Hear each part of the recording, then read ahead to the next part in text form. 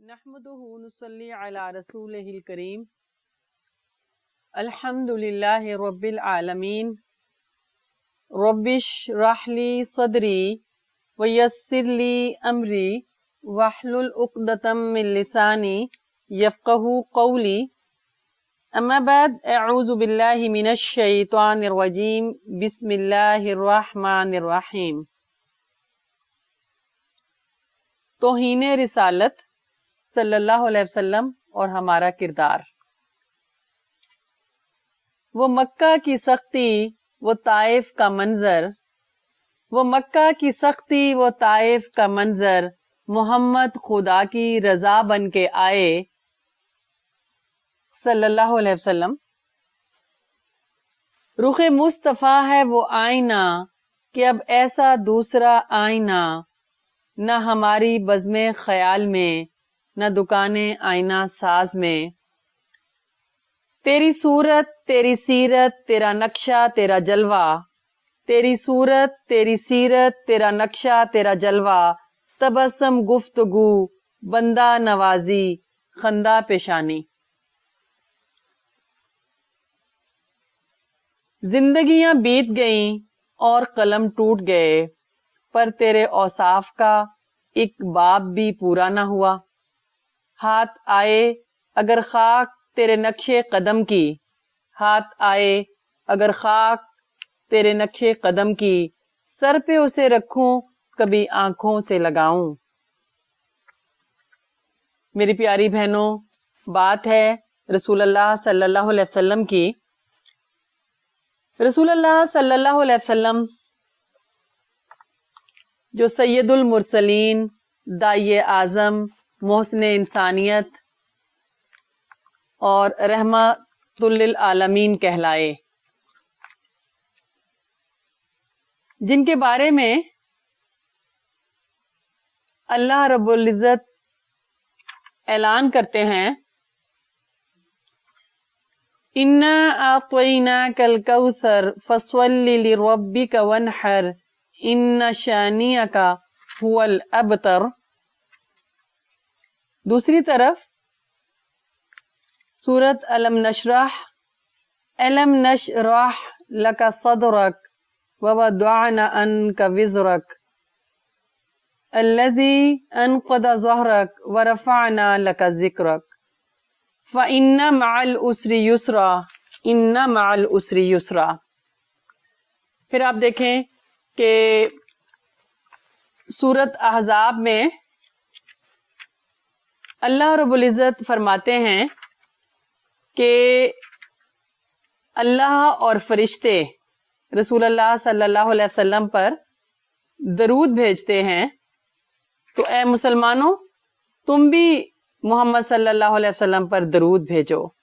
تو رسول اللہ صلی اللہ علیہ وسلم کا مرتبہ، رسول اللہ صلی اللہ علیہ وسلم کا مقام اور رسول اللہ صلی اللہ علیہ وسلم کی عزت، ان سے کون انکار کر سکتا ہے. ان اللہ وملائکتہ یصلون علی النبی یا ایھا الذین آمنوا صلوا علیہ وسلموا تسلیما. سورۃ الاحزاب کی آیت 56. میری پیاری بہنوں، یہ سب آیات جو ہیں یہ بتاتی ہیں کہ رسول اللہ صلی اللہ علیہ وسلم ایک بہترین انسان تھے. رسول اللہ صلی اللہ علیہ وسلم کا نام اللہ رب العزت نے بلند کر دیا. تو آج رسول اللہ صلی اللہ علیہ وسلم کے بارے میں اگر کوئی برے الفاظ استعمال کرتا ہے، اگر کوئی کارٹون ڈے کا اعلان کرتا ہے، اگر کوئی مووی بناتا ہے، اگر کسی طرح بھی جو ہے وہ رسول اللہ صلی اللہ علیہ وسلم کے مقام کو کوئی جو ہے وہ نیچا دکھانے کی کوشش کرتا ہے، تو وہ کچھ بھی کر لے، اس کا ایسا کرنا رسول اللہ صلی اللہ علیہ وسلم کے مقام کو کم نہیں کر سکتا، رسول اللہ صلی اللہ علیہ وسلم کی عزت کو گھٹا نہیں سکتا، رسول اللہ صلی اللہ علیہ وسلم کو ان کے مرتبے سے نیچا کر نہیں سکتا. اس لیے کہ اللہ رب العزت نے جو بات قرآن میں کہہ دی یہ رہتی دنیا تک ہے. اور بحیثیت مسلمان بھی یہ میرا اور آپ کا ایمان ہے کہ ہمارا ایمان اس وقت تک مکمل نہیں ہو سکتا جب تک کہ ہم رسول اللہ صلی اللہ علیہ وسلم سے اپنی ذات سے بڑھ کر, اپنے بچوں سے بڑھ کر جو ہے وہ محبت نہ کریں. عمر فاروق رضی اللہ عنہ نے کہا تھا نا کہ اے اللہ کے نبی صلی اللہ علیہ وسلم, میں آپ سے سب سے بڑھ کر محبت کرتا ہوں لیکن اپنی ذات سے بڑھ کر نہیں. رسول اللہ صلی اللہ علیہ وسلم نے فرمایا, اے عمر, تمہارا ایمان مکمل نہیں ہو سکتا جب تک کہ تم مجھے اپنی ذات سے بڑھ کر نہ چاہنے لگو. اور رسول اللہ صلی اللہ علیہ وسلم کے یہ الفاظ سن کر اسی وقت عمر فاروق رضی اللہ عنہ پکار اٹھے کہ اے اللہ کے نبی صلی اللہ علیہ وسلم, میں آپ کو اپنی ذات سے بڑھ کر چاہتا ہوں. تو میری پیاری بہنوں, آج میں اور آپ جس اہم موقع پر, میں اور آپ جس اہم موڑ پر کھڑے ہیں, ضرورت ہے اس موقع پر ہم یہ دیکھیں کہ جب کبھی رسول اللہ صلی اللہ علیہ وسلم کی توہین کی جائے, جب کبھی رسول اللہ صلی اللہ علیہ وسلم کا مذاق اڑایا جائے, جب کبھی آپ کی تعلیمات کا مذاق اڑایا جائے, آپ کو جو ہے وہ برا بلا کہا جائے, گالی گلوچ کیا جائے, یا کسی طرح سے بھی کوئی بات آپ کے سامنے آئے, تو اس موقع پر میں اور آپ کیا کریں؟ تو پہلی چیز ہمیں رسول اللہ صلی اللہ علیہ وسلم کی توہین کے موقع پر قرآن سے رہنمائی لینی ہے کہ قرآن اس سلسلے میں ہمیں کیا رہنمائی دیتا ہے. نمبر 2, ہم رسول اللہ صلی اللہ علیہ وسلم کی سیرت سے رہنمائی لیں گے کہ رسول اللہ صلی اللہ علیہ وسلم کو جب گالی گلوچ کیا گیا, گالم گلوچ کیا گیا, جب آپ کی توہین کی گئی, جب آپ کو برا بھلا کہا گیا, جب آپ کے ساتھ محاذ آرائی کی گئی, تو آپ صلی اللہ علیہ وسلم کا کردار کیسا تھا, آپ کا اخلاق کیسا تھا, آپ کا اسوہ کیسا تھا. اور پھر نمبر 3, صحابہ کرام رسول اللہ صلی اللہ علیہ وسلم سے کیسی محبت کرتے تھے. اور آخری بات کہ پھر ان حالات میں ہم کیا کریں, مسلمانوں کا کردار کیا ہو. تو جب لوگ رسول اللہ صلی اللہ علیہ وسلم کی توہین کریں, جب پیارے رسول صلی اللہ علیہ وسلم کا مذاق اڑائیں, تو اس موقع پر ہمیں کیا کرنا چاہیے؟ آئیے ہم قرآن سے دیکھتے ہیں. اس میں سورت مزمل کی آیت نمبر 10, وَاصْبِرْ عَلَىٰ مَا يَقُولُونَ وَاهْجُرْهُمْ هَجْرًا جَمِيلًا, اور جو باتیں لوگ بنا رہے ہیں ان پر صبر کرو اور شرافت کے ساتھ ان سے الگ ہو جاؤ.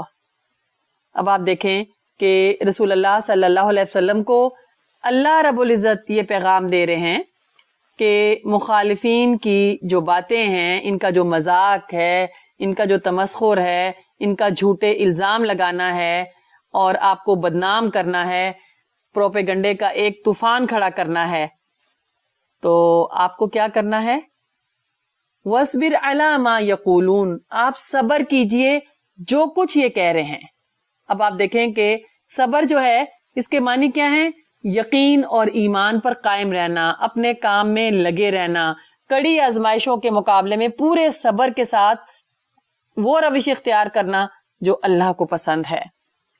تو پہلی بات جو ہمارے سامنے آ رہی ہے وہ کیا ہے کہ مخالفین کی باتوں پر روح زخمی ہوتی ہے, اعصاب ٹوٹنے لگتے ہیں, ذہن جو ہے اس میں رخنے پیدا ہوتے ہیں, دل اداس ہوتا ہے, بہت دل اداس ہوتا ہے, بہت پریشانی ہوتی ہے کہ ہمارے ہوتے ہوئے اور ہماری موجودگی میں یہ کہا جا رہا ہے ایسے کیسے, کس کو جرت ہوئی, کیوں جرت ہوئی, کیوں رسول اللہ صلی اللہ علیہ وسلم کو ایسا کہا گیا. لیکن اللہ رب العزت نے خود رسول اللہ صلی اللہ علیہ وسلم سے یہ کہہ دیا کہ جو باتیں بھی لوگ بنائیں ان پر صبر کرنا. تو جب رسول اللہ کو صبر کرنے کو کہا جا رہا ہے تو پھر اگر آج رسول اللہ پر لوگ باتیں بنائیں گے تو امت مسلمہ کو کیا کرنا ہے؟ پہلی بات کیا ہے کہ صبر کرنا ہے. پھر آپ دیکھیے کہ یہاں پہ ما یقولون, جو کچھ وہ کہتے ہیں, تو کچھ بھی ہو سکتا ہے. ما جو ہے عربی زبان میں ما جو ہے اس کے معنی کیا ہے کہ کچھ بھی ہو سکتا ہے. اس کے اندر بڑی وسعت پائی جاتی ہے, بڑی جامعیت پائی جاتی ہے. اور دوسری بات وَاهْجُرْهُمْ هَجْرًا جَمِيلًا, کہ شرافت کے ساتھ ان سے الگ ہونا ہے. پھر آپ دیکھیں کہ اس سلسلے میں سورت یاسین کی آیت نمبر 76 فَلَا يَحْزُنْكَ قَوْلُهُمْ اِنَّا نَعْلَمُ مَا يُسِرُّونَ وَمَا يُعْلِنُونَ، اچھا جو باتیں یہ بنا رہے ہیں وہ تمہیں رنجیدہ نہ کریں، ان کی چھپی اور کھلی سب باتوں کو ہم جانتے ہیں۔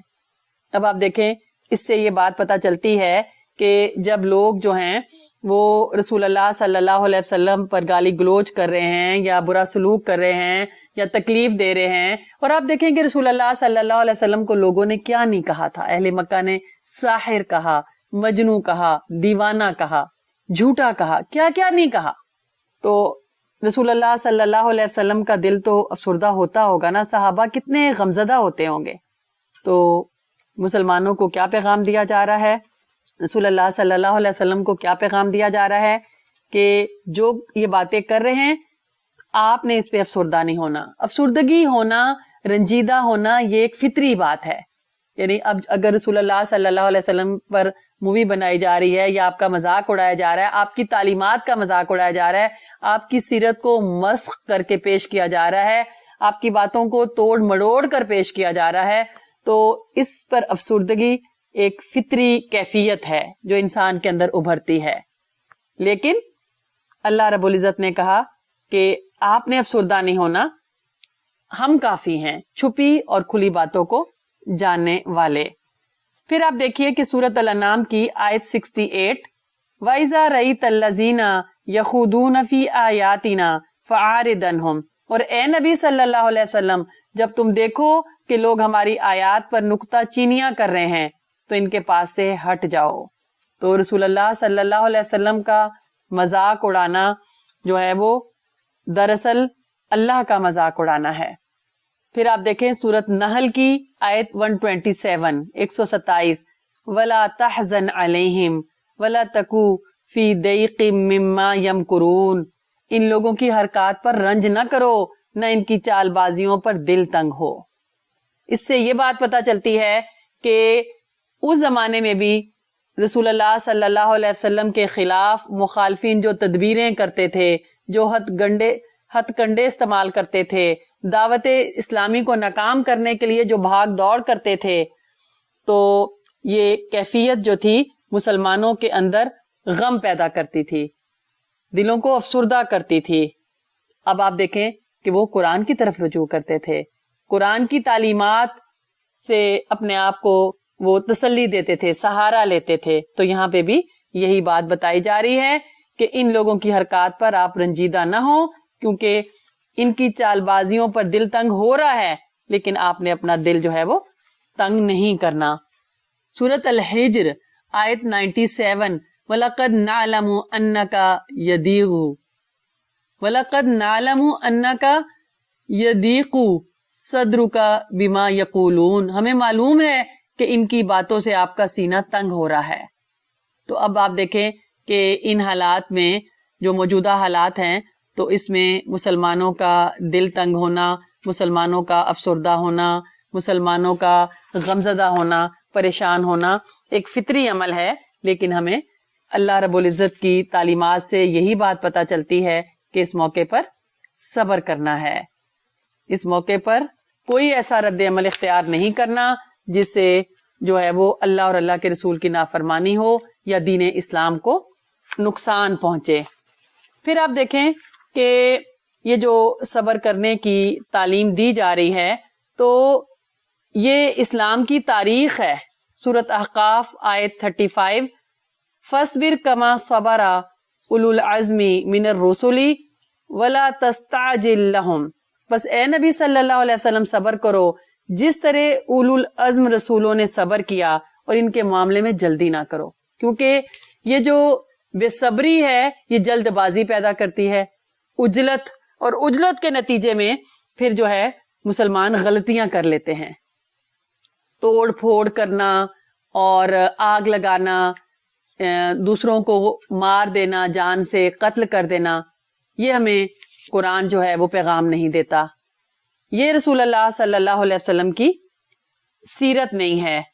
آئیے رسول اللہ صلی اللہ علیہ وسلم کی سیرت سے جو ہے وہ مثالیں دیکھتے ہیں، اور اس سلسلے میں آپ دیکھیے کہ رسول اللہ صلی اللہ علیہ وسلم کی زندگی کے کئی واقعات ہیں، کہ اہل مکہ رسول اللہ صلی اللہ علیہ وسلم کو کتنا تنگ کرتے تھے.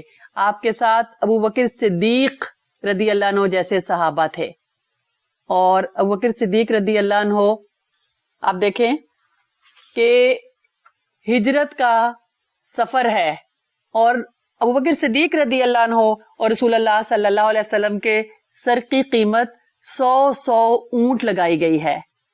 اور اس سفر میں اگر آپ سیرت ابن ہشام کا مطالعہ کریں, اگر آپ محسن انسانیت کا مطالعہ کریں, آپ سیرت کی کتابوں کو دیکھیں, آپ یہ بات پڑھیں گی اور حیرت سے آنکھیں کھلی کی کھلی رہ جاتی ہیں کہ ابوبکر صدیق رضی اللہ عنہ راستے میں کبھی آپ کے دائیں ہوتے, کبھی آپ کے بائیں ہوتے, کہ کہیں کافر آپ کو نقصان نہ پہنچا دیں, کبھی آپ کے آگے, کبھی آپ کے پیچھے.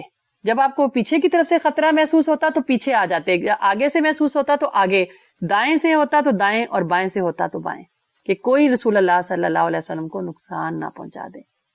یہ تھے ابوبکر صدیق رضی اللہ عنہ, اور اس سفر میں آپ کو تنہا نہیں چھوڑا, اور یہ تھی آپ کے ساتھ دینے کی قیمت کے اگر آپ کو بھی زندہ یا مردہ کسی حالت میں لایا جاتا ہے ابوبکر صدیق رضی اللہ عنہ کو بھی, تو 100 اونٹ کا انعام مقرر کر رکھا ہے. لیکن آپ دیکھیں اتنا مشکل سفر, اور ابوبکر صدیق رضی اللہ عنہ رسول اللہ صلی اللہ علیہ وسلم کے ساتھ ہیں. محبت کا انداز دیکھیں کہ غار ثور میں خود کہا کہ اے اللہ کے نبی صلی اللہ علیہ وسلم آپ ابھی باہر رکیں, میں ذرا اندر جا کے دیکھوں کوئی کیڑا مکوڑا, کوئی نقصان پہنچانے والی چیز تو نہیں ہے. پہلے جا کر اس کو دیکھا, اور پھر وہ جو غار کو صاف کیا, پھر اس میں جو کوئی سوراخ تھے اس میں کپڑا پھاڑ کر سوراخوں کو بند کیا. ایک سوراخ جو رہ گیا تھا اس میں اپنے پاؤں کی ایڑی رکھی, اپنا پاؤں رکھا, اور لمبا سفر ہے, تھکے ہوئے ہیں, پتھر ہیں, کوئی خاص جگہ بھی نہیں ہے, اور رسول اللہ صلی اللہ علیہ وسلم سو رہے ہیں, آرام کر رہے ہیں. کہا کہ اللہ کے نبی صلی اللہ علیہ وسلم آپ میرے گھٹنوں پر اپنا جو ہے وہ سر رکھ لیجئے تاکہ آپ کو تھوڑا سا آرام ہو جائے. اور ابوبکر صدیق رضی اللہ عنہ بڑے تھے یا رسول اللہ صلی اللہ علیہ وسلم بڑے تھے؟ ابوبکر صدیق رضی اللہ عنہ بڑے تھے.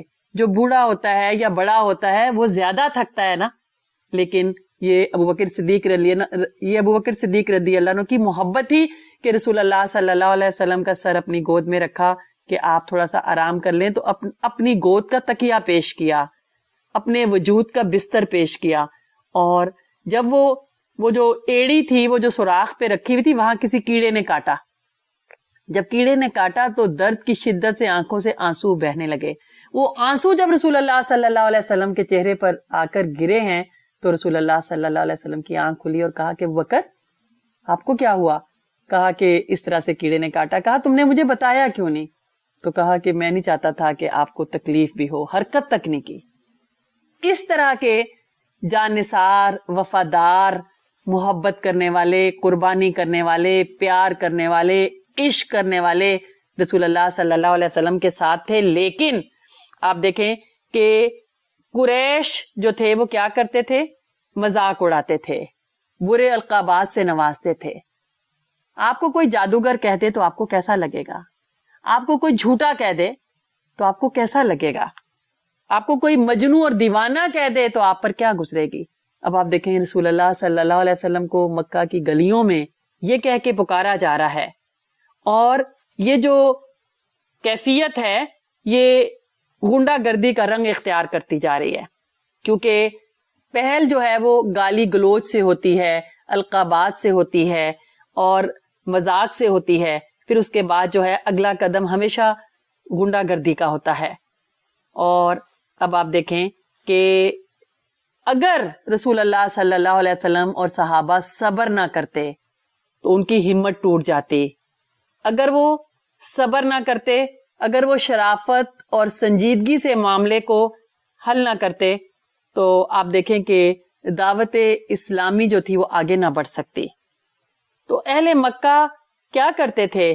گالی گلوچ کے علاوہ رسول اللہ کے راستے میں کانٹے بچھاتے تھے. جب آپ نماز پڑھتے تھے تو شور مچاتے تھے, ہنسی اڑاتے تھے, سجدے کی حالت میں آپ پہ اوجڑیاں لا کر ڈال دیتے, چادر لپیٹ لپیٹ کر آپ کا گلا گھونٹتے, محلے کے لونڈے جو تھے برے اوباش لوگوں کو آپ کے پیچھے لگاتے کہ وہ تالیاں پیٹیں, وہ شور کریں, قرآن پڑھنے کی حالت میں آپ کو قرآن کو اللہ تعالیٰ کو گالیاں دی جاتی، اور آپ کے اپنے اس میں بہت قریب تھے، ابو لہب اور اس کی بیوی، کئی سال تک وہ آپ کے راستے میں غلاظت ڈالتی رہی، کوڑا کرکٹ پھینکتی رہی، کانٹے جمع کر کے ڈالتی رہی، اور رسول اللہ صلی اللہ علیہ وسلم روزانہ بڑی محنت سے راستہ صاف کرتے، یہاں تک کہ اللہ تعالیٰ نے آپ کو تسلی دی سورۃ لہب کو نازل کر کے کہ ابو لہب اور اس کی بیوی کا انجام جو ہے وہ کیا ہونے والا ہے۔ پھر آپ دیکھیں کہ رسول اللہ صلی اللہ علیہ وسلم نماز پڑھ رہے ہیں کہ عقبہ بن ابی معیط نے چادر آپ کے گلے میں ڈالی اور خوب مڑوڑ کر گلے کو گھونٹا، یہاں تک کہ آپ گھٹنوں کے بل گر پڑے، اور یہی وہ شخص تھا جس نے ایک دفعہ آپ پر اوجڑی بھی لا کر ڈالی تھی۔ تو صحابہ بھی یہ دیکھتے ہوں گے، یہ شب و روز صحابہ کی نظروں کے سامنے تھے، لیکن اس کے باوجود بھی صحابہ نے اور رسول اللہ صلی اللہ علیہ وسلم نے صبر کیا، صبر کا پہاڑ بن گئے۔ ایک مرتبہ آپ راستے میں چل رہے تھے کہ کسی نے آپ کے سر پر مٹی ڈال دی، آپ چپ چاپ گھر پہنچے، معصوم بچی فاطمہ رضی اللہ عنہا نے اپنے باپ کا جب یہ حال دیکھا تو روتی جاتی تھی، سر دھوتی جاتی تھی۔ رسول اللہ صلی اللہ علیہ وسلم نے اپنی ننھی سی چھوٹی سی پیاری سی بیٹی کو تسلی دی اور کہا کہ اے میری جان رو نہیں، اللہ تیرے باپ کو بچائے گا۔ میری پیاری بہنوں، آج مجھے اور آپ کو بھی یہی سوچنا ہے کہ انشاءاللہ اللہ دین اسلام کا تحفظ کرے گا۔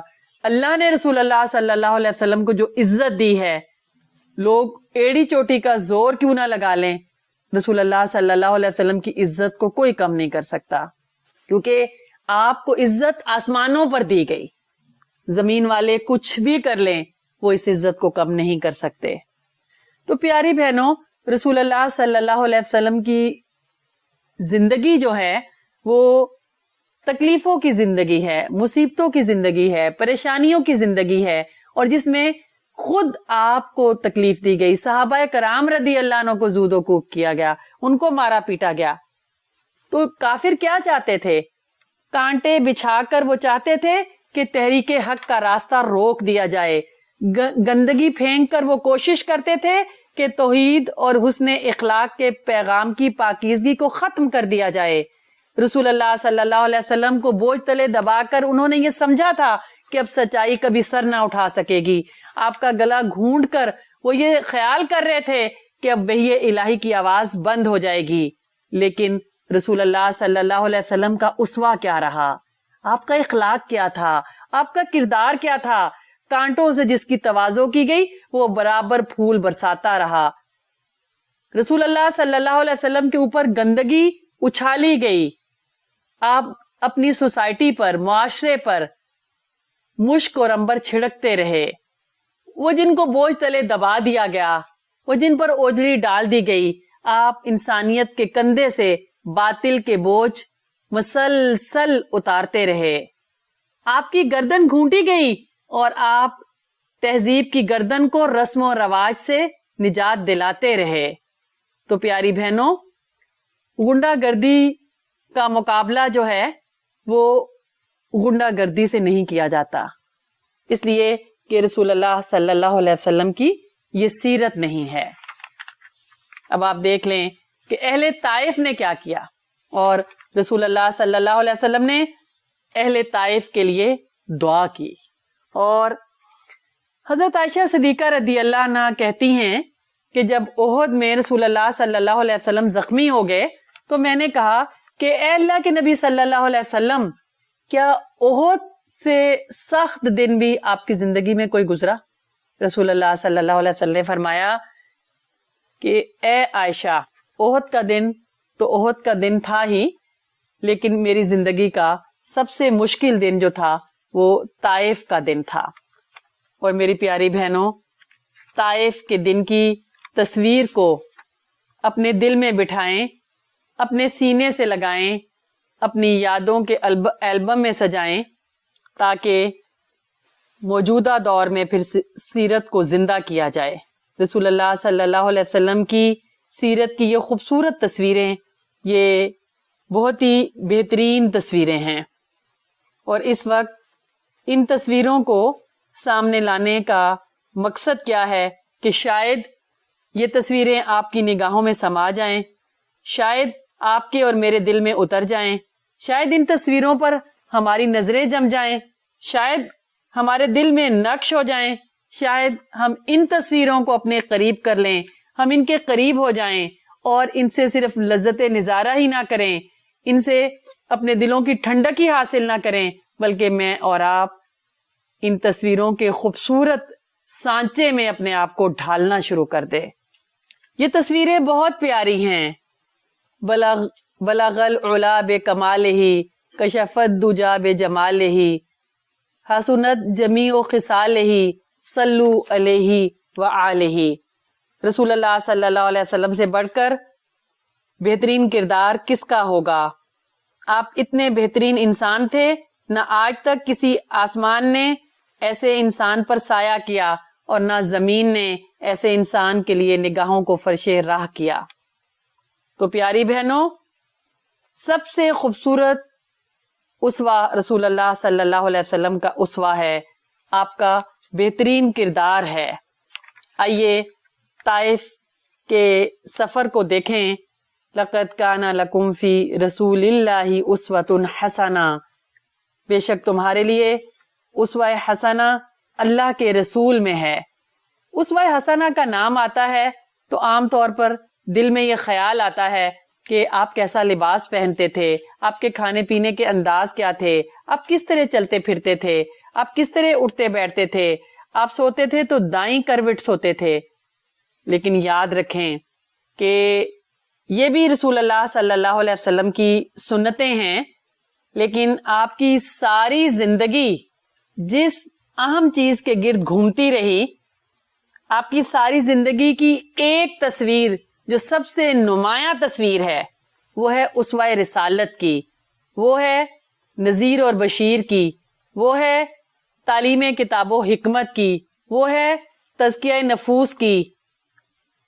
یقیناً ہمیں کھانا پینا، اٹھنا بیٹھنا، کپڑوں کا پہننا، سونا جاگنا، اس کو بھی رسول اللہ صلی اللہ علیہ وسلم کے اسوے میں رنگنا ہے، لیکن اگر ہماری زندگی آپ کی تصویر دعوت و رسالت کی تصویر نہ بنی تو ہم صحیح معنوں میں آپ سے محبت کرنے والے نہ بنیں گے۔ تو پھر اس سلسلے میں ہمیں دیکھنا ہے کہ مکہ کی گلیوں میں جو کوشش کی، کوہ صفا پہ جو پکارا، طائف کی وادیوں میں جو پاؤں زخمی ہوئے، جو آپ لہو لہان ہوئے، تو نبی صلی اللہ علیہ وسلم کا کردار کیسا تھا، آپ کا معاملہ کیسا تھا؟ آپ دیکھیں کہ نبوت کا 10واں سال ہے اور اہل مکہ جو ہیں وہ آپ کا انکار کر رہے ہیں، اور رسول اللہ صلی اللہ علیہ وسلم نے اپنی زندگی کا سب سے مشکل سفر کیا۔ آپ نے سوچا زمین زرخیز ہے، پانی وافر ہے، باغات والا ہے، شاید وہاں کے سردار دعوت کو قبول کر لیں۔ راستہ بڑا ہی پہاڑیوں والا تھا، گرمی کا موسم، اور وہ بھی عرب کی تپتی ہوئی گرمی، 50 سال کی عمر، جوانی کا زمانہ نہیں تھا کہ جوانی میں سفر جو ہے وہ آسان ہوتا ہے۔ تو آپ کی عمر اس وقت کیا ہو چکی تھی؟ 50 سال، اور سواری بھی ممکن نہیں ہے، پیدل 2 چپلوں پر سفر کر رہے ہیں۔ زید بن حارثہ رضی اللہ عنہ ساتھ ہیں، اور پھر وہاں جا کے آپ نے طائف کے 3 سرداروں کو دعوت دی، اور آپ سوچیں کہ انہوں نے رسول اللہ صلی اللہ علیہ وسلم کی کیسی توہین کی۔ انہوں نے کہا کہ کیا اللہ کو رسول بنانے کے لیے آپ کے سوا کوئی نہ ملا کہ جس کے پاس سواری کے لیے گدھا بھی نہیں ہے؟ دوسرے بھائی نے کہا کہ کعبے کے پردے تار تار ہو جائیں اگر اللہ نے تمہیں اپنا رسول بنایا ہے، اور تیسرے نے بھی جو ہے وہ کہا کہ میں تو ہرگز آپ سے بات نہیں کروں گا، میری ذلت ہے کہ میں کسی جھوٹے سے بات کروں۔ اب آپ دیکھیں کہ نبی صلی اللہ علیہ وسلم کا دل کتنا زخمی ہوا ہوگا، آپ کتنے افسردہ ہوئے ہوں گے، آپ کا دل تو چھلنی چھلنی ہوا ہوگا، کیا آپ کو غصہ نہیں آیا ہوگا، کیا پریشان نہیں ہوئے ہوں گے؟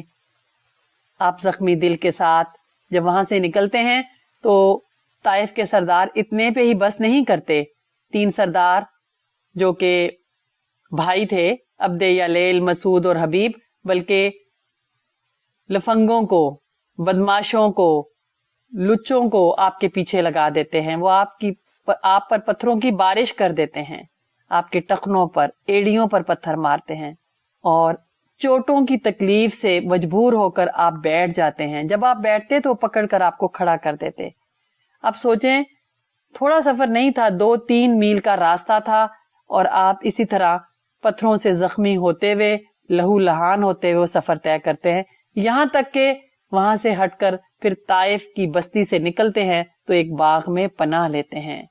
अब आप मुझे खुद ही बताएं कि जख्मों से घुटने चूर हो गए, पिंडलियां घाव हो गईं, कपड़े सुर्ख हो गए, नींद बेहोशी किसी कैफियत है, और आपके साथ जो सहाबी थे हजरत ज़ैद बिन हारसा रदी अल्लाह अन्हु, क्या वो उदास नहीं होंगे?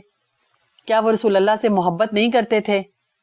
ये वही ज़ैद बिन हारसा हैं जिन्होंने अपने बाप और चचा के साथ जाने से इनकार कर दिया था, जिन्होंने कहा था कि मैं आजादी पर असीरी को तरजीह देता हूं, और रसूलुल्लाह सल्लल्लाहु अलैहि वसल्लम ने उनको आजाद कर दिया था। लेकिन चश्मे फलक ने यह अजीब नजारा भी देखा था कि बेटा बाप और चचा के साथ जाने से इनकार कर देता है। कैसी मोहब्बत थी, कैसी अकीदत थी। अब ये पास से गड़े से पानी लाते हैं और आपके खून को धोते हैं।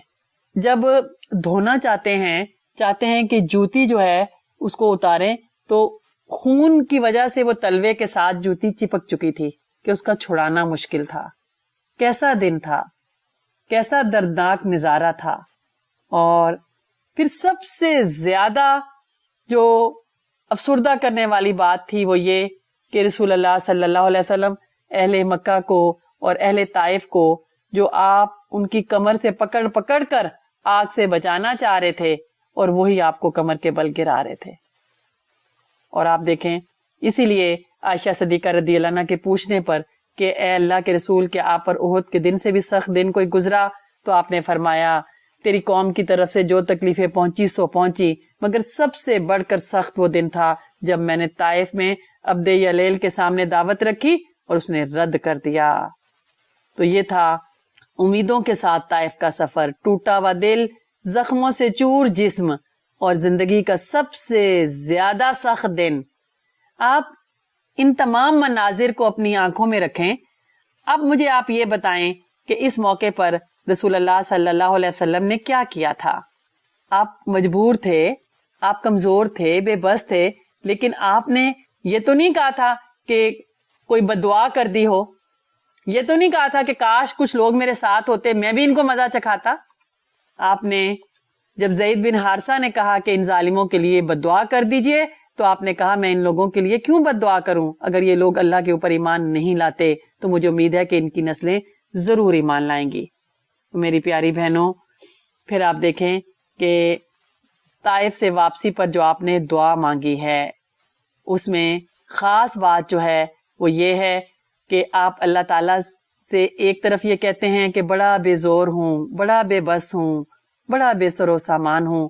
तो इन हालात में हमें क्या करना है कि आपने ताइफ से वापसी पर जो दुआ मांगी, वही दुआ जो है वो हमें भी पढ़नी चाहिए, क्योंकि आज मुसलमान बेजोर भी हैं, बेबस भी हैं और बेसरो सामान भी हैं और हल्के भी हैं।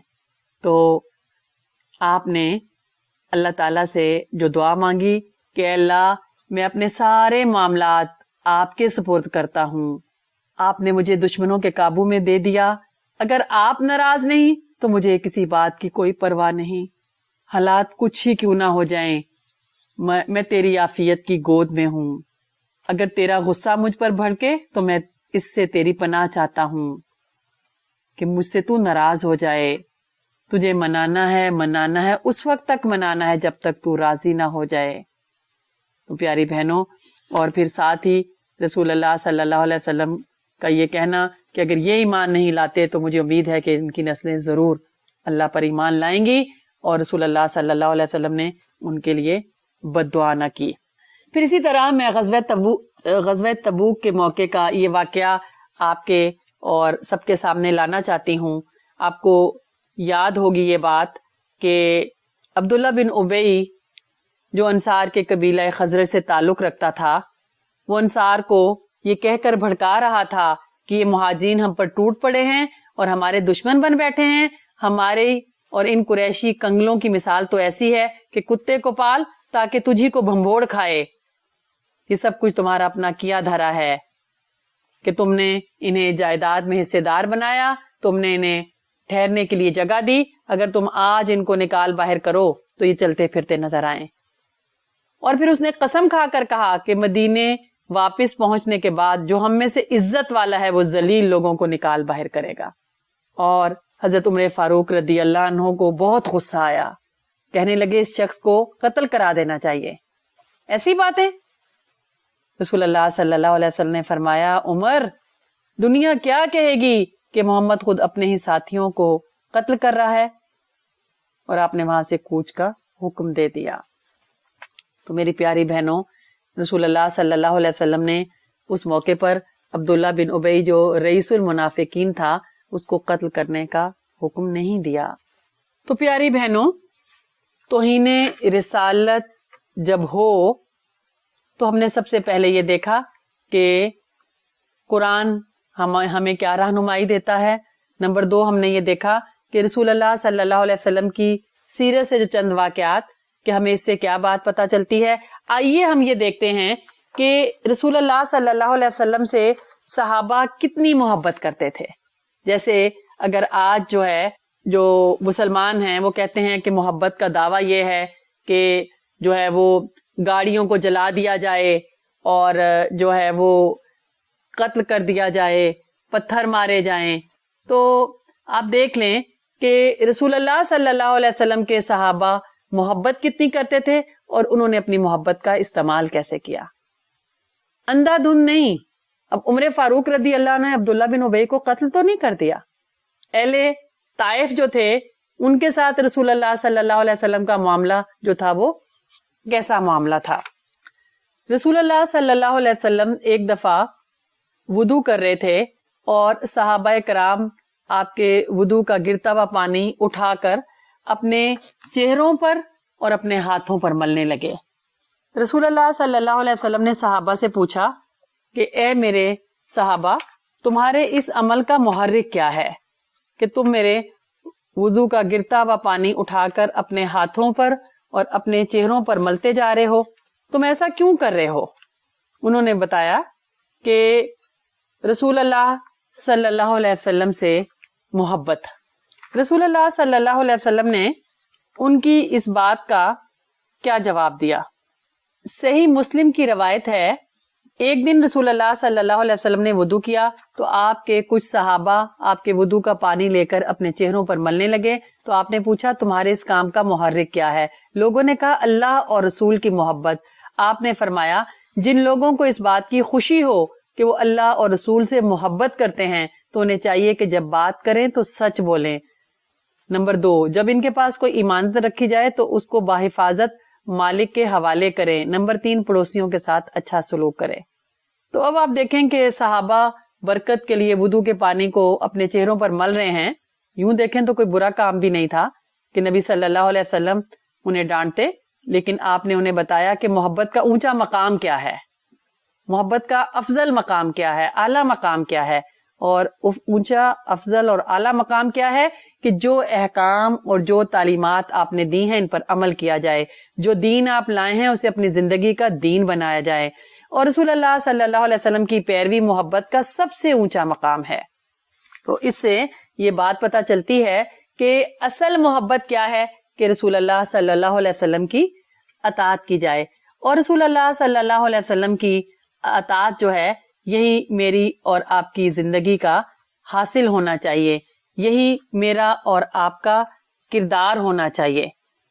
آپ دیکھیے, آپ کو پتا ہے سورت نساء کی آیت 69 اور 70 کیوں نازل ہوئی؟ ایک صحابی رسول اللہ صلی اللہ علیہ وسلم کی خدمت میں حاضر ہوئے اور کہنے لگے یا رسول اللہ, میں آپ کو اپنی جان, مال اور گھر والوں سے زیادہ محبوب رکھتا ہوں.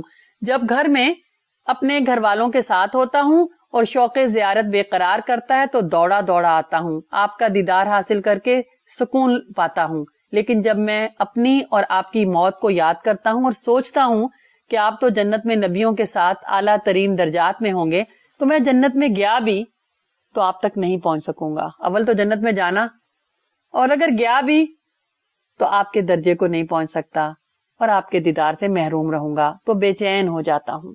اس پر اللہ تعالیٰ نے سورۃ نساء کی آیت 69 اور 70 نازل کر دی. وَمَن يُطِعِ اللَّهَ وَالرَّسُولَ فَأُولَٰئِكَ مَعَ الَّذِينَ أَنْعَمَ اللَّهُ عَلَيْهِم مِّنَ النَّبِيِّينَ وَالصِّدِّيقِينَ وَالشُّهَدَاءِ وَالصَّالِحِينَ وَحَسُنَ أُولَٰئِكَ رَفِيقًا ذَلِكَ الْفَضْلُ مِنَ اللَّهِ وَكَفَىٰ بِاللَّهِ عَلِيمًا. 4 قسم کے لوگ ہیں جن پر اللہ تعالیٰ نے انعام کیا ہے, اور شرط کیا ہے؟ جو کوئی اللہ اور اللہ کے رسول کی اطاعت کرے گا تو 4 قسم کے لوگ جن پر اللہ تعالیٰ نے انعام کیا ہے ان کی وہ رفاقت میں رہے گا. اللہ اور اللہ کے رسول کی اطاعت کرنے والا, اور ان میں نمبر 1 نبی ہیں, نمبر 2 صدیقین ہیں سچے, نمبر 3 شہید ہیں, نمبر 4 صالح نیک لوگ ہیں. وحسن اولئک رفیقا. اور یہ کتنی اچھی رفاقت ہے, یہ کتنی اچھی صحبت ہے کسی کو میسر آئے, تو یہ کس کو میسر آئے گی؟ جو اللہ اور اللہ کے رسول کی اطاعت کرے گا. اور اللہ خوب جانتا ہے کہ ہم کیا کر رہے ہیں. تو میری پیاری بہنوں, محمد صلی اللہ علیہ وسلم جن کو خود رب نے وَرَفَعْنَا لَكَ ذِكْرَكَ کہا, جن کو اللہ تعالیٰ نے رحمت للعالمین قرار دیا, وہ جن کی دعوت انقلابی دعوت تھی, وہ جن کی قیادت نے عرب کے بدوؤں کو, اونٹ چرانے والوں کو قیصر و کسریٰ کے تخت و تاراج کا مالک بنا دیا, اس وقت جب وہ تعداد میں بہت کم تھے. آج کروڑوں کی تعداد میں مسلمان موجود ہیں. ذلت ہے, محتاجی ہے, پریشانی ہے, غم کے بادل ہیں. تو یاد رکھیں کہ عشق مصطفیٰ کے نعرے لگا کر عشق کے تقاضوں کو ادا نہیں کیا جا سکتا. آگ لگا کر, عمارتوں کو توڑ کر اطاعت رسول کے تقاضوں کو ادا نہیں کیا جا سکتا. تو عشق کے تقاضوں کو سمجھنے والے بہت کم ہیں, محبت کا دعویٰ کرنے والے تو بہت ہیں. تو آئیے میں اور آپ اس موقع پر اپنا محاسبہ کریں, اپنا جائزہ لیں کہ اگر رسول اللہ صلی اللہ علیہ وسلم اس موقع پر موجود ہوتے تو وہ کیا کرتے. یقیناً آپ کا یہی جواب ہوگا, وَاصْبِرْ عَلَىٰ مَا يَقُولُونَ وَاهْجُرْهُمْ هَجْرًا جَمِيلًا وَإِذَا خَاطَبَهُمُ الْجَاهِلُونَ قَالُوا سَلَامًا. صحابہ کرام رضی اللہ عنہم کی محبت کی ایک مثال میں آپ کے سامنے اور رکھنا چاہتی ہوں. مجھے یہ مثال بہت متاثر کرتی ہے. حضرت اویس قرنی رحمت اللہ علیہ, جنہیں خیر التابعین کا لقب رسول اللہ صلی اللہ علیہ وسلم نے دیا, رسول اللہ کا زمانہ پایا اور رسول اللہ سے ملاقات نہ کر سکے, آپ کی خدمت میں حاضر نہ ہو سکے. ان کی والدہ بیمار تھیں, تو والدہ کی خدمت کے خیال سے رسول اللہ صلی اللہ علیہ وسلم کے پاس نہ گئے. انہوں نے رسول اللہ صلی اللہ علیہ وسلم سے پوچھوایا بھی کہ صحیح مسلم کی روایت ہے کہ حضرت اویس قرنی رحمت اللہ علیہ نے رسول اللہ صلی اللہ علیہ وسلم سے پوچھا کہ یا رسول اللہ صلی اللہ علیہ وسلم, میں آپ کی خدمت میں حاضر ہونا چاہتا ہوں, لیکن میری والدہ بیمار ہے اور ان کو میری خدمت کی ضرورت ہے. رسول اللہ صلی اللہ علیہ وسلم نے ان کو حاضر ہونے سے منع کر دیا اور یہ فرما دیا کہ تم یہاں میری زیارت اور ملاقات کے لیے مت آؤ, بلکہ والدہ کی خدمت کرو. اب آپ دیکھیں ان کا کتنا دل چاہتا ہوگا کہ رسول اللہ سے ملاقات کریں. ملاقات کا شوق انہیں بے قرار کرتا ہوگا, بے چین ہوتے ہوں گے, کتنا تڑپتے ہوں گے, کتنا روتے ہوں گے. اور لیکن انہوں نے اپنے شوق پر اللہ اور اللہ کے رسول کی اطاعت کو ترجیح دی اور صحابیت سے محروم رہ گئے. لیکن ان کے بارے میں رسول اللہ صلی اللہ علیہ وسلم نے عمر فاروق سے کہا, اے عمر فاروق, اگر ہو سکے تو اویس قرنی سے دعائے مغفرت ضرور کروا لینا کہ جب وہ اللہ کے نام کی قسم کھاتا ہے تو اللہ اس کی قسم کو ضرور پورا کرتا ہے. حضرت عمر فاروق رضی اللہ عنہ, جن کے بارے میں رسول اللہ صلی اللہ علیہ وسلم نے فرمایا تھا کہ اگر میرے بعد کوئی پیغمبر آتا تو عمر فاروق ہوتے. اب رسول اللہ صلی اللہ علیہ وسلم کی یہ بات سنی ہے تو پریشان ہیں, غمزدہ ہیں, افسردہ ہیں کہ کس طرح میں اس شخص سے ملوں اویس کرنی سے اور دعائے مغفرت کروا لوں. رسول اللہ صلی اللہ علیہ وسلم نے نشانی بھی بتائی تھی کہ اس کے چہرے پر سفید برس کے نشان ہیں اور یمنی ہیں. تو اب یمن سے جو لوگ آتے تو حضرت عمر فاروق رضی اللہ عنہ ایک ایک کو جا کے دیکھتے اور آپ اندازہ کرتے کہ جو ہے اس میں کہیں کوئی اویس کرنی تو نہیں ہے. پھر جب پتا چلا ایک دفعہ کہ یمن کا ایک گروپ جو ہے وہ آیا ہے تو عمر فاروق رضی اللہ عنہ جا کے اویس کرنی رحمت اللہ علیہ کو تلاش کیا, پھر ان سے ملاقات کی اور پھر کہا کہ تم میرے لیے دعائے مغفرت کرو. اب آپ دیکھ لیں کہ کیا اونچا مقام ان کو اللہ تعالیٰ نے دیا اور پھر رسول اللہ صلی اللہ علیہ وسلم نے عطا کیا. تو جو اصل بات ہے وہ جو ہے وہ اطاعت ہے. اب آپ دیکھیں کہ حضرت حمزہ رضی اللہ عنہ جو رسول اللہ صلی اللہ علیہ وسلم کے چچا تھے اور آپ کے دوست بھی تھے, صرف 2-3 سال بڑے تھے, اسلام نہیں لائے تھے, رسول اللہ سے محبت بہت کرتے تھے. جب ایک دن کوہ صفا کے پاس ابو جہل نے رسول اللہ کو زخمی کیا, برا بلا کہا, پتھر مارے, تو اور رسول اللہ صلی اللہ علیہ وسلم نے صبر سے اس تکلیف کو برداشت کیا, کوئی جواب بھی نہ دیا. عبداللہ بن جدان کی لونڈی نے یہ سارا ماجرا دیکھا اور جب حضرت حمزہ شکار سے واپس آئے اور پھر کہنے لگی, ہائے اے میرے سردار, اگر تم دیکھ سکتے کہ آج تمہارے بھتیجے پر کیا گزری. حضرت حمزہ رضی اللہ عنہ نے جب یہ بات سنی تو سیدھے حرم پہنچے, ابو جہل کے سر پر تیر مارا اور کہا, کیا تم نے محمد کو گالی دی؟ اگر ایسا ہے تو میں بھی اس کے دین پر ہوں اور جو کچھ وہ کہتا ہے وہی کچھ میں بھی کہتا ہوں, ہمت ہے تو میرے مقابلے پر آؤ. اور پھر رسول اللہ صلی اللہ علیہ وسلم کے پاس پہنچے حضرت حمزہ اور کہنے لگے, اے محمد, اے میرے بھتیجے, جو ابو جہل نے تمہیں مارا تھا میں نے اس کا بدلہ لے لیا. رسول اللہ صلی اللہ علیہ وسلم اس طرح بدلہ لینے پر خوش نہ ہوئے. آپ نے کہا, اے چچا, اگر آپ کو مجھ سے محبت ہے تو مجھ پر ایمان لائیں.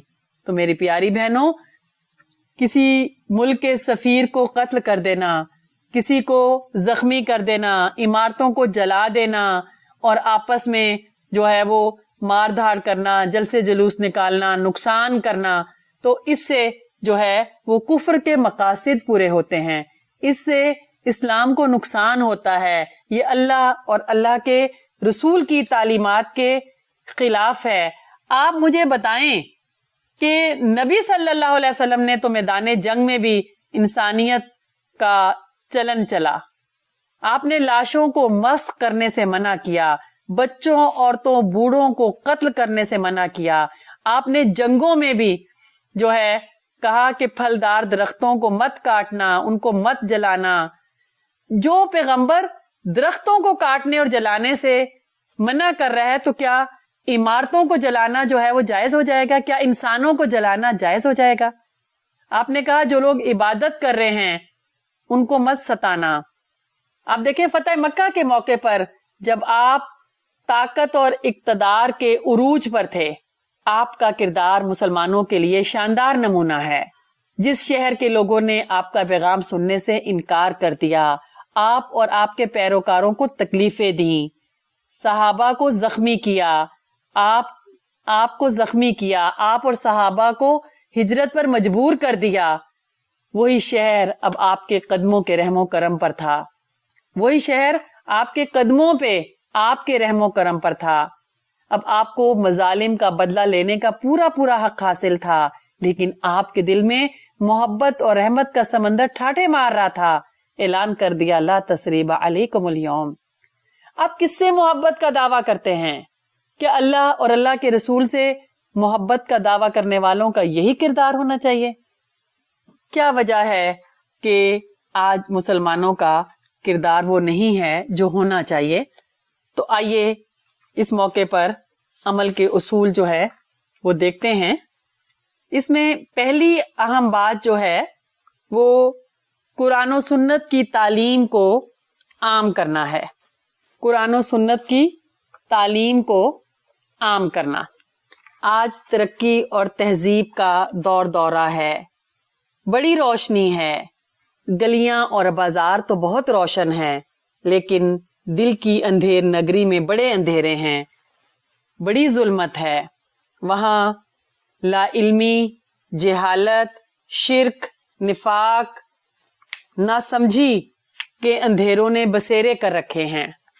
اور اگر ہم یہ چاہتے ہیں کہ ہم حالات کو بدلیں، اگر ہم یہ چاہتے ہیں کہ رسول اللہ صلی اللہ علیہ وسلم کے مشن کو آگے بڑھائیں، تو مجھے اور آپ کو قرآن و سنت سے دوستی کرنی ہوگی، قرآن و سنت کی تعلیم کو حاصل کرنا ہوگا، قرآن و سنت کی تعلیم کو عام کرنا ہوگا، تاکہ دلوں کے اندھیرے جو ہیں وہ دور ہو سکیں. یاد رکھیں کہ جنت جو ہے وہ رسول اللہ صلی اللہ علیہ وسلم کی ولادت کی خوشی منانے پر نہیں ملے گی، وہ نسل کی بنا پر یا ذات کی بنا پر نہیں ملے گی، وہ دولت کی بنا پر نہیں ملے گی. وہ رسول اللہ صلی اللہ علیہ وسلم کی سیرت جو ہے اس کو اگر اپناتے نہیں ہیں، اللہ اور اللہ کے رسول کی اطاعت نہیں کرتے، تو جنت نہیں ملے گی. تو اس کے لیے ہمیں کیا کرنا ہوگا کہ ہمیں اللہ اور اللہ کے رسول کی تعلیمات کو جاننے کے بعد ان پہ عمل کرنا ہوگا، تاکہ بے عملی کے اندھیرے ہم دور کر سکیں. اور سب سے بڑا اندھیرا جہالت کا اندھیرا ہے، سب سے بڑا اندھیرا لا علمی کا اندھیرا ہے، سب سے بڑا اندھیرا جو ہے وہ بے ایمانی اور بد عملی کا اندھیرا ہے. تو آئیے ان اندھیروں کے لیے کوئی چراغ تو جلائیں کہ دنیا بھی سنور جائے اور آخرت بھی. اور وہ چراغ کون سے ہیں؟ قرآن کا چراغ اور سنت کا چراغ. مانگتے پھرتے ہیں اغیار سے مٹی کے چراغ، اپنے خورشید پہ پھیلا دیے سائے ہم نے. نگاہ عشق و مستی میں وہی اول وہی آخر، وہی قرآن وہی فرقان وہی یاسین وہی طٰہٰ. تو آپ دیکھ لیں کہ کیا آپ نے قرآن کا مطالعہ کیا ہے؟ کیا آپ نے قرآن کو ترجمہ تفسیر سے پڑھا ہے؟ کیا آپ نے سیرت رسول صلی اللہ علیہ وسلم جو ہے اس کا مطالعہ کیا ہے؟ کیا آپ اس میں سے گزری ہیں؟ تاکہ میں اور آپ قرآن و سنت کے جو تقاضے ہیں ہم ان کو ادا کر سکیں. پھر دوسری اہم بات جو ہے، یہ بات یاد رکھیں کہ جب بھی تکلیف پہنچے، جیسے ابھی اس موقع پر جو رسول اللہ صلی اللہ علیہ وسلم کے خلاف مووی بنائی گئی ہے اسلامی تعلیمات سے ہٹ کر، تو کوئی بھی ایسا واقعہ ہوتا ہے، ہو سکتا ہے مستقبل میں اس سے بھی بڑھ کر ہو، کچھ بھی ہو سکتا ہے. تو پھر ایسے میں مسلمان جو ہیں وہ کیا کرے؟ تو ایسے میں ہمیں جو ہے وہ صبر کرنا ہے. اور رسول اللہ صلی اللہ علیہ وسلم نے جو ان موقعوں پر دعائیں پڑھی ہیں، دعائیں مانگی ہیں، ہمیں وہ دعائیں مانگنی چاہیے. فذکرونی باب نمبر 24 غم اور پریشانی سے متعلق دعائیں، جس میں پہلی دعا ہی دعائے طائف ہے. بے بسی، پریشانی، مشکل کے وقت مانگی جانے والی دعا ہے جو رسول اللہ صلی اللہ علیہ وسلم نے مانگی تھی. تو یہ دعا ہمیں مانگنی چاہیے. اللہم الیک اشکو ضعف قوتی، اے اللہ میں اپنی کمزوری، بے بسی کا شکوہ آپ سے کرتی ہوں. وقلت حیلتی، اور اپنے اسباب کی کمی کا. وہوانی علی الناس، اور لوگوں پر اپنی کمزوری کا. اب دیکھیں ان حالات میں یہ لگ رہا ہے نا کہ کیا کریں، بہت ہی کمزوری کا احساس ہو رہا ہے. تو اللہ سے دعا مانگنی چاہیے. یا ارحم الراحمین، اے ارحم الراحمین، انت رب المستضعفین، آپ ہی تو کمزوروں کے پروردگار ہیں. انتا، تو ہے، رب المستضعفین، کمزوروں کا رب. وانت ربی، اور تو میرا رب ہے. الی من تکلنی، تو مجھے کس کے سپرد کرے گا؟ الی بعید یتجہمنی، ایسے دور دراز شخص کے سپرد جو میرے ساتھ سختی سے پیش آئے، تو شروعی سے پیش آئے. ام الی عدو ملکتہ امری، یا ایسے دشمن کے سپرد تو مجھے کر دے گا کہ تو میرے معاملات کا اسے مالک بنا دے گا. کن لوگوں کے سپرد ہے اللہ تو ہمیں کرے گا؟ آپ غور کریں کتنی خوبصورت دعا ہے. پھر یہ بات تو بہت ہی اہم ہے کہ پھر رسول اللہ صلی اللہ علیہ وسلم فرماتے ہیں کہ اے اللہ इल्लम यकुम बिका अलैया गदबुन फला उबाली, कि अगर आप मुझसे नाराज नहीं हैं, अगर आपका मुझ पर गुस्सा नहीं है, गजब नहीं है, फिर मुझे कोई परवाह नहीं। फला उबाली, कोई गम नहीं, कोई परवाह नहीं। वलाकिन आफियतुका हिया औसाउली, लेकिन तेरी तरफ से खैर व आफियत मेरे लिए बहुत वसी है।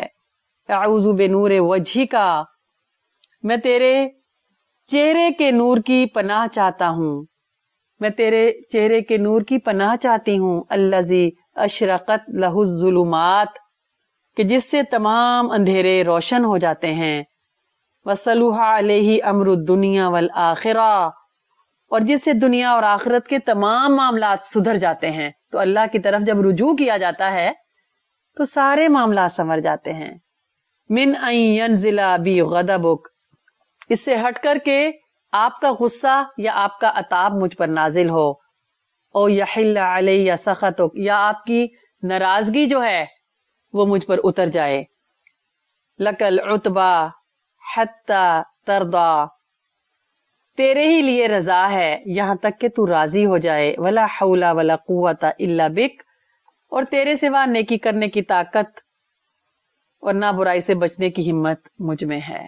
तो प्यारी बहनों, ये दुआ भी और इसके अलावा और दुआ भी गम और परेशानी से मुतल्लिक इस चैप्टर में हैं, और वो मांगी जा सकती हैं, जिसमें सख्त खतरे के वक्त दुश्मन से बचने की दुआ भी है, दुश्मन के शर से महफूज रहने की दुआ भी है, करब और मुसीबत की दुआ भी है, और फिक्र और परेशानी की दुआ भी है।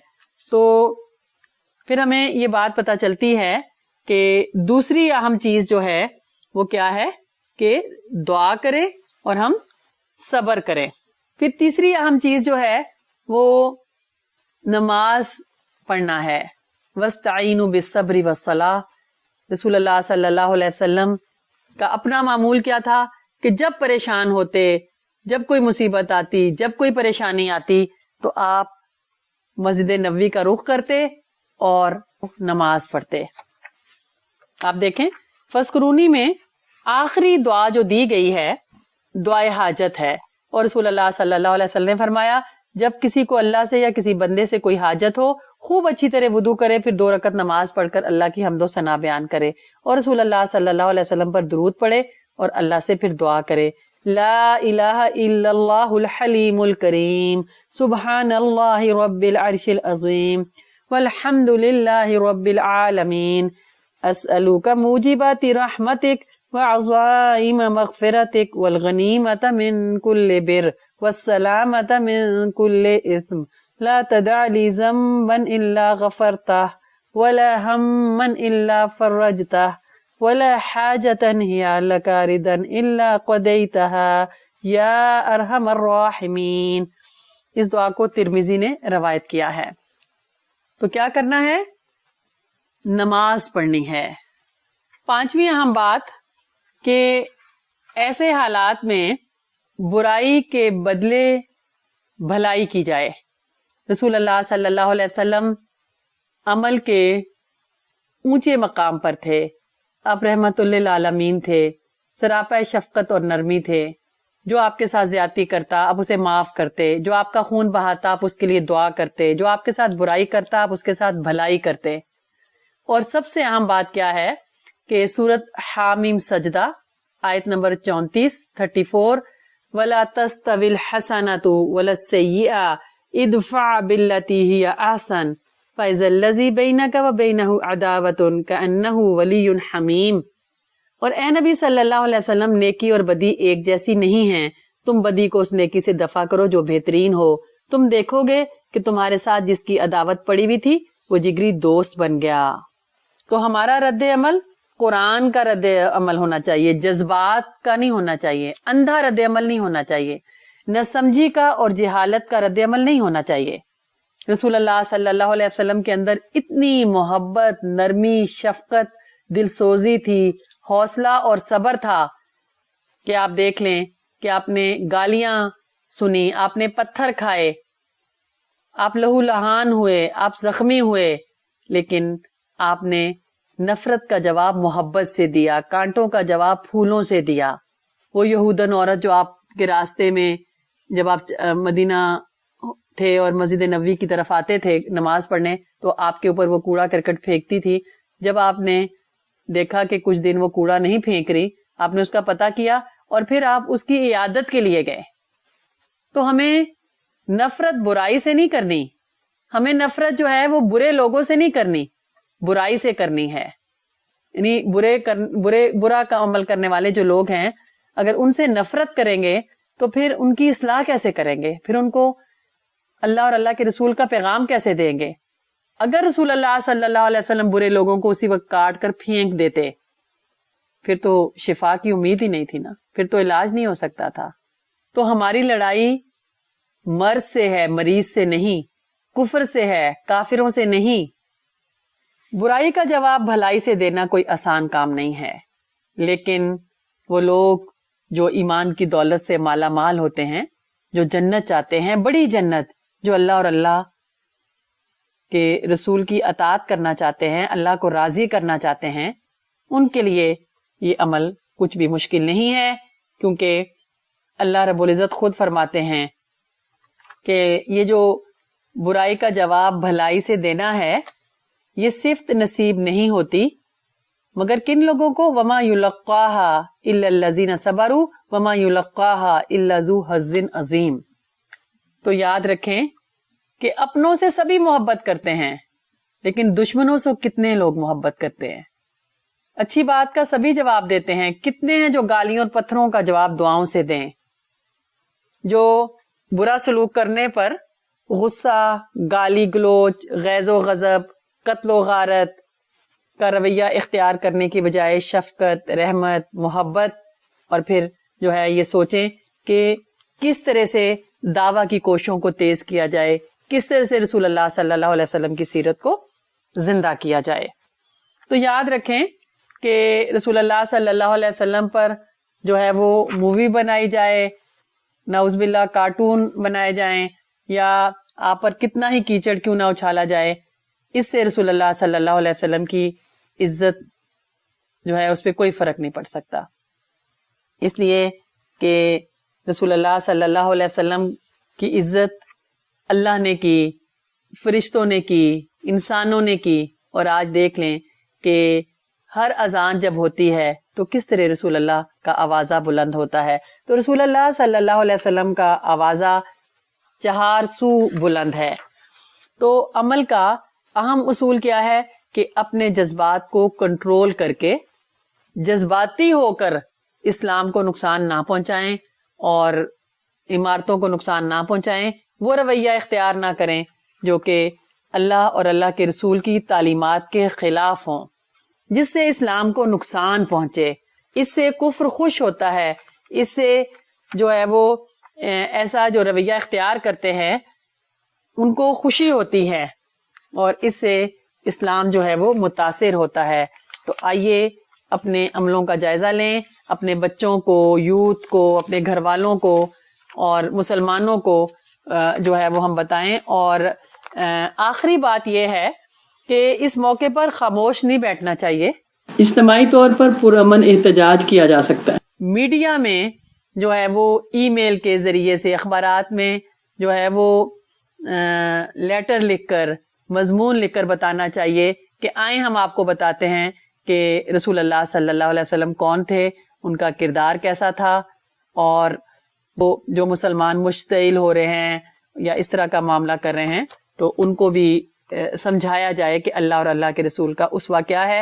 اور جب ہم ٹھنڈے جذبات سے سوچیں گے, ہم اچھے طریقے سے سوچیں گے, تو پھر ہمیں سمجھ آئے گی کہ ہمیں اس موقع پر کیا کرنا چاہیے اور ایسے حالات کیوں پیش آ رہے ہیں.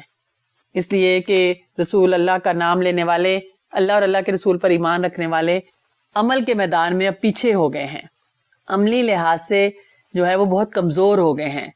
تو ضرورت ہے اس بات کی کہ ہم جو ہے وہ عمل کے میدان میں آگے بڑھیں, اپنے اخلاق اور کردار کو سنواریں.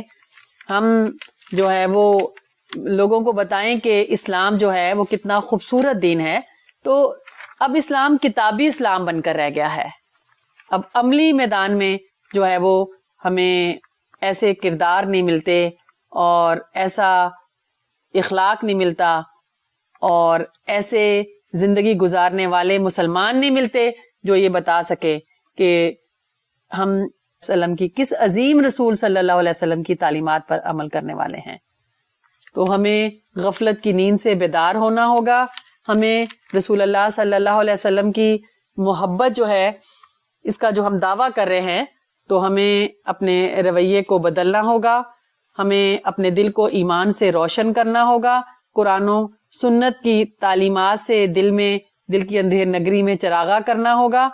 اور کیونکہ جب تک ہم عمل کے میدان میں آگے نہیں بڑھیں گے ہم عشق رسول کے تقاضوں کو صحیح انداز میں سمجھ نہیں سکیں گے اور ادا بھی نہیں کر سکتے.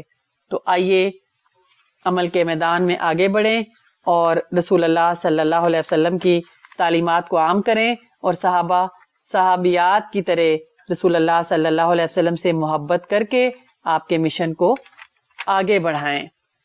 شوق سے در دنیا کو سجایا ہے تو کیا، اسلام کی بات بتاؤ تو کوئی بات بھی ہے، سیدھے رستے سے بھٹک جاتے ہیں جو لوگ، انہیں راہ دکھاؤ تو کوئی بات بھی ہے.